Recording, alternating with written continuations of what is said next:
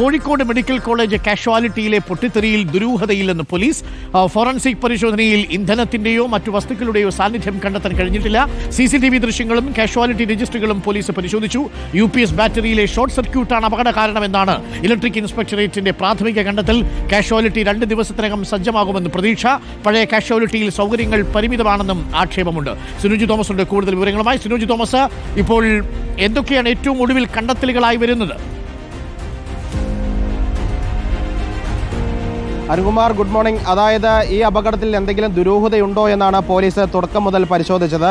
അതിൽ ദുരൂഹതയില്ല എന്ന ഒരു നിഗമനത്തിലേക്ക് പോലീസ് എത്തിയിരിക്കുകയാണ്. കാരണം ഫോറൻസിക് വിദഗ്ധർ അന്ന് തന്നെ എത്തി UPS റൂമും ഈ കാഷ്വാലിറ്റിയും പരിശോധിച്ചിരുന്നു. ആ ഘട്ടത്തിലാണ് ഈ തീപിടുത്ത സാധ്യതയുള്ള ഇന്ധനമോ മറ്റോ വസ്തുക്കളൊന്നും തന്നെ ഫോറൻസിക് വിദഗ്ധർക്ക് കണ്ടെത്താൻ സാധിച്ചില്ല. അതോടൊപ്പം തന്നെ കാഷ്വാലിറ്റിയിലുള്ള CCTV ദൃശ്യങ്ങൾ പോലീസ് വിശദമായി തന്നെ പരിശോധിച്ചു.